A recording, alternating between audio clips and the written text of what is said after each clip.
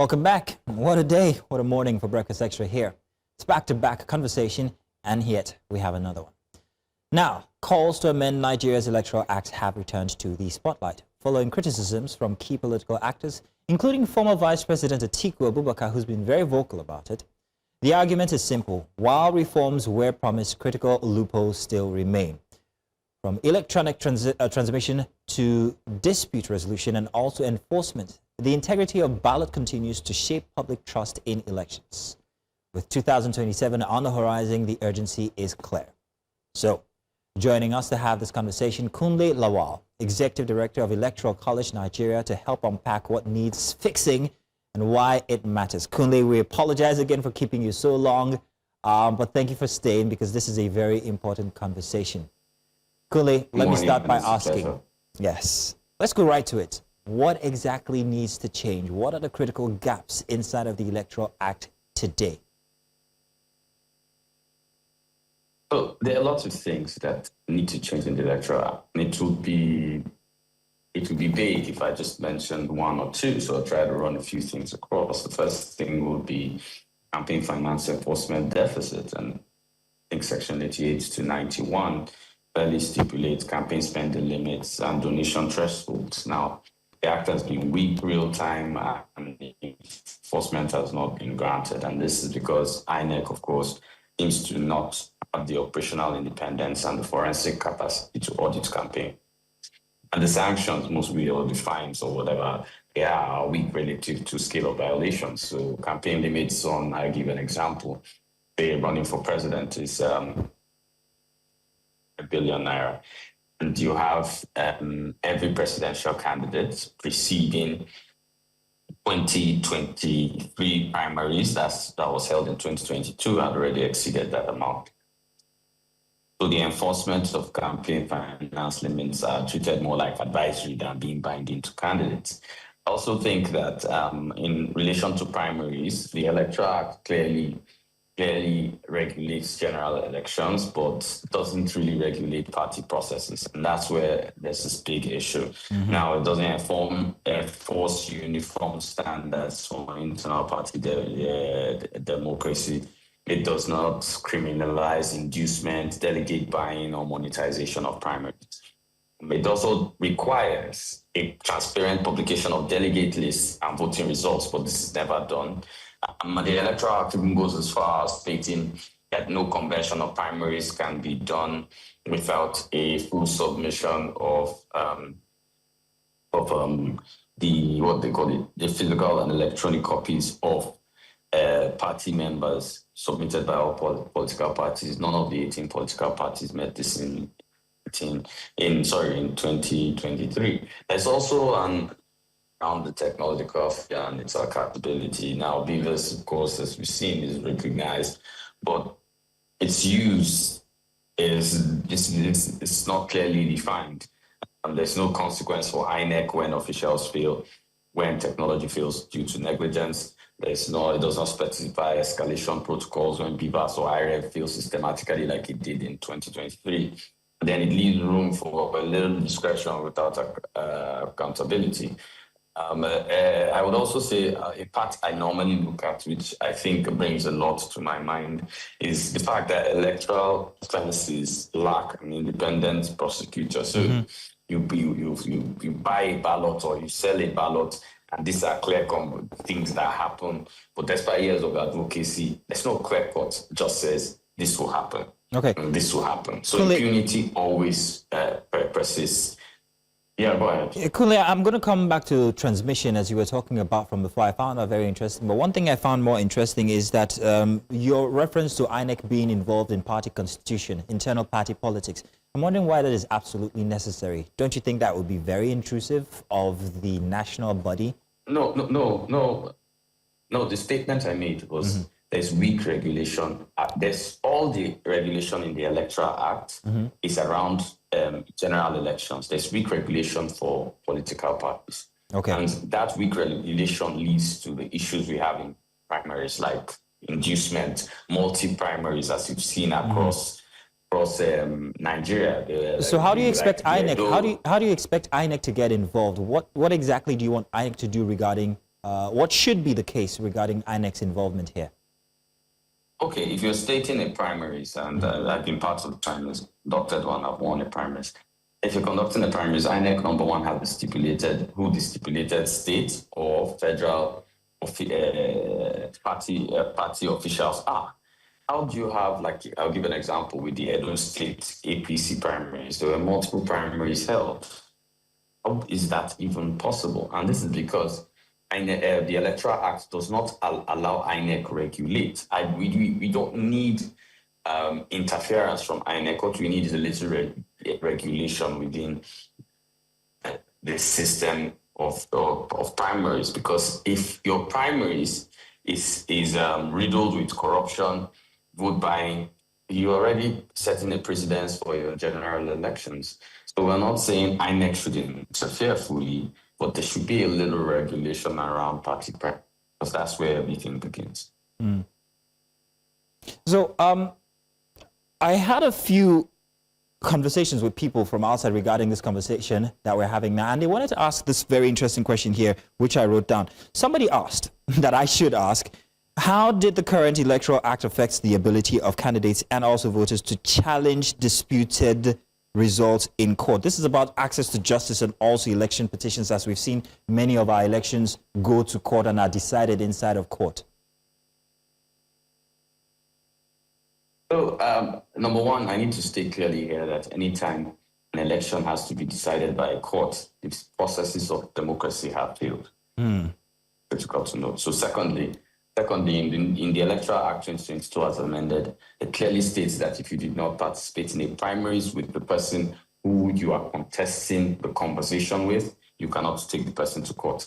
And I think this was put in because Nigeria had massive litigation around elections. Everybody was suing everybody, not in the party, not in the... So now only those who participated in a primaries with someone can sue. And I think that's adjusting to our reality and what we exactly are as Nigerians and how we deal with this matter. I don't think it is restrictive. I feel those who are fully mandated to question the person's emergence as the party leader or as the party flag bearer should now be the ones with the onus to sue. And then there's voter inclusion. How accommodative is the policy right now when it comes to how voters are included inside of the process? Are we welcome at all as a voter or as the electorate, I beg your pardon? Yes, I think that voter inclusion has really moved up in the last few years. People living with disabilities have been fully inculcated into Nigerian voting processes. And it keeps getting better, as we've seen over the years. And I must say that inclusion within our political processes has been good. I think what has been weak and what remains weak constantly has always been the education of the average voter. The average voter does not understand what jurisdiction of office and how the person should campaign. We don't even know what a good manifesto is. So I think voter education has been the poorest factor and the biggest failure of INEC. The Electoral College and a lot of other organizations exist because of that poor action. But I must clearly state that with a 97 million voter base, and the fact that we cannot even produce 28 million people participating in elections, it's a bigger problem. And we have bigger problems than inclusion. I think the fact that INEC was morally wrong last election, not legally wrong, stating they were going to provide more electronic transmissions. They didn't. So, like I said, they were morally wrong. So they lost some social currency. It would really be a problem getting quite 28 million people to participate in the 2027 election. I'll still like to double down on this. There's a few key issues when it comes to voter inclusion here and also participation. There's displaced persons and also ID requirements. There's persons with disabilities, which you mentioned already. There's young and first-time voters. I don't know how much consideration is being given to education of young and first-time voters. I personally have seen situations where these people have been taken advantage of. There's technology and infrastructure, we're coming to that. And there's also enforcement when it comes to people living with disabilities. But let's go back to young and new voters' education. How much of this process is being attended to as we speak? How much of this has to change when it comes to inclusion of these sets of people?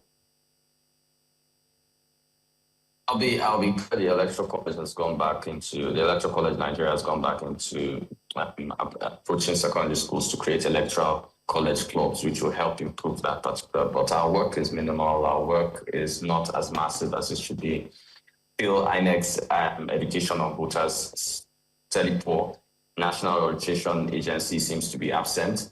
Those, I think, they have a degree in producing skits. There hasn't been much done on that by most people. Most people have been targeting, the older, the more need adults, that's between the age range of 30 and above. We have been focused on that particular, but I think it's quite too little work. We've also compressed the entire way if democracy walks into a small book and try to give it out free. But they're still in the process of doing that and trying to engage the younger voters, trying to get maybe some of their stars and people they look up to have these conversations, to get into this conversation. But I would say generally in Nigeria, education of first-time voters, I think Nigeria is participating at, let's say, about 4.1%. And it's not just the new voters, it's actually people who are also living in rural areas or people who are less educated. During elections, we find that we have these visuals of people exchanging their votes for bread or rice, or it doesn't seem logical. But at the end of the day, when you look at it, it actually is a thing where it's lack of information or lack of voter education. How much effort is being put when it comes to these rural areas, these less educated people? What needs to change in that regard as well?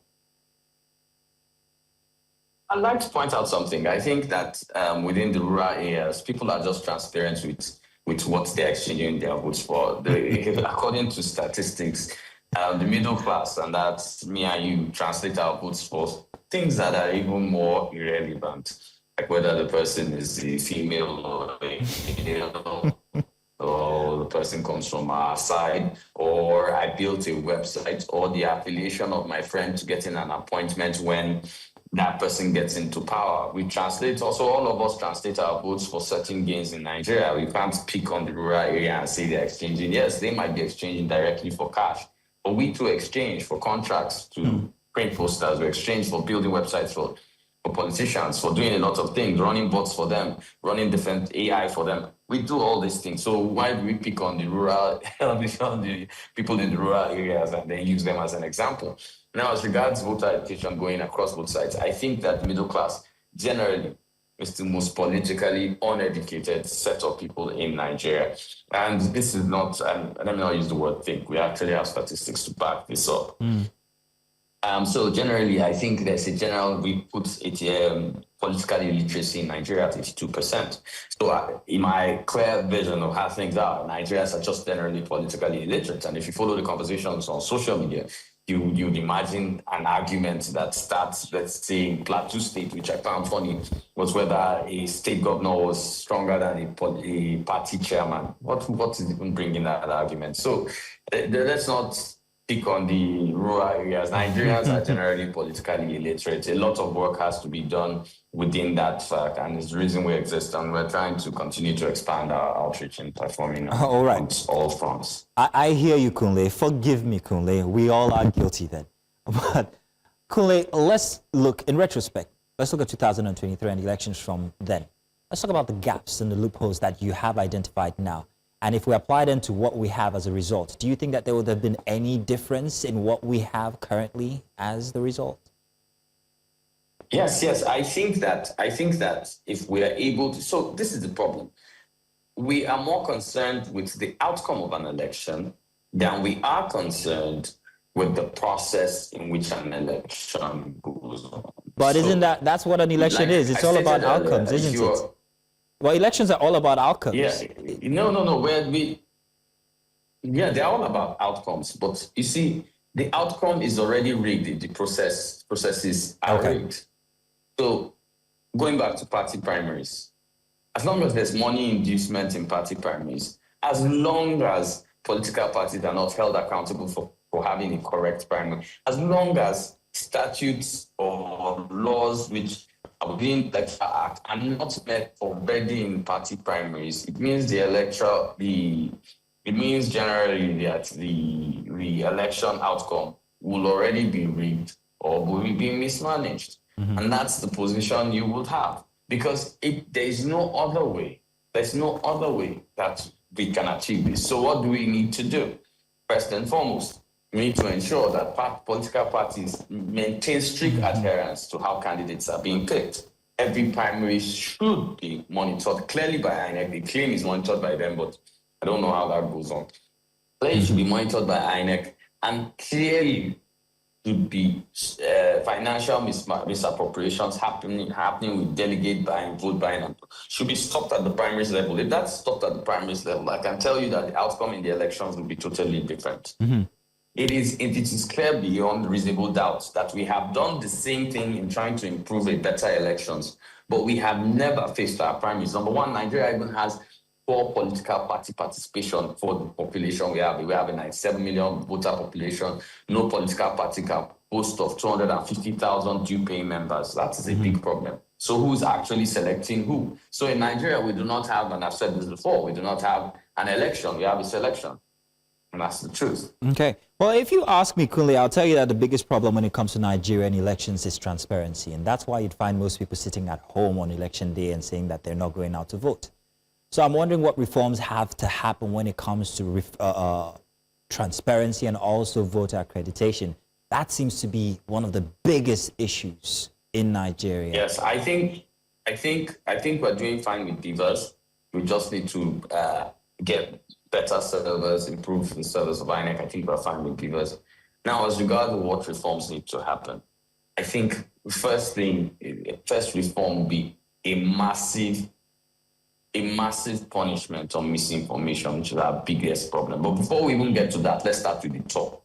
Top will be first an independent prosecutor on electoral offenses. INEC is definitely incompetent and totally not ready for that kind of conversation. So we should have someone who prosecutes strictly electoral offenses. Then we can start with vote buying. You can adjust the fines and the punishments on that. We should be able to discredit any politician caught with exchanging funds for votes, with a total 10-year ban on politics. We need to have stronger measures and enforceable measures. There shouldn't be measures seen because you are this or because you are that, or you can get away with this or you can get away with that. So the independent prosecutor is clear. Secondly, it should not be a choice of INEC. The Electoral Act should be changed to automatic transmission or electronic transmission of results, because the major anomalies occur within transmission of results between collation centers and the actual collation center. That's when all the magic comes in elections. So I'm wondering what happens if we do not fit in these gaps before 2027. What kind of outcomes do you think we should expect then? Well, that's a very tricky question, and I'm wondering whether you'll fall for it. Well, your regular outcome. Somebody will come and take a party ticket that's not supposed to get it. Money is going to be exchanged during the primaries. We use dollars now. I want to really see whether we'll move up to pounds in this primaries. so that's what will happen. Thirdly, INEC will have staggered results presentation. INEC cannot comprehensively, they can tell us this results here, but they can't comprehensively break it down. I guess what I'm really asking is, with the change of the INEC chairman, are we going to see anything different? Have we put in place any reforms so far since he has become INEC chairman? And I'm referring to Dr. Amopitan now. Are we going to see anything drastically different in 2027? There's been no reforms. And because you change the cook of the kitchen, doesn't mean that doesn't mean that the spaghetti you are making, as long as you're not buying meat, you're not buying sauce, and you're not, it's going to be sweet because you poured red oil inside. And if you keep pouring red oil, you have the same result, regardless of which cook is actually cooking it. Well, Kunle, I want to say thank you very much for that very interesting analogy there to end our conversation. And well, let's continue to see what exactly happens come 2027. Democracy does not fail in one day. I mean, it erodes over time. So if we do not act between now and then, I guess, hey, we're in trouble then. Fixing the ballot is about restoring belief. And that's what we need in Nigerian electoral system currently. Thank you very much, Kunle. And one more question, please. Do you have any red oil I can borrow? I'm joking. Thank you, Kunle. We'll talk next time.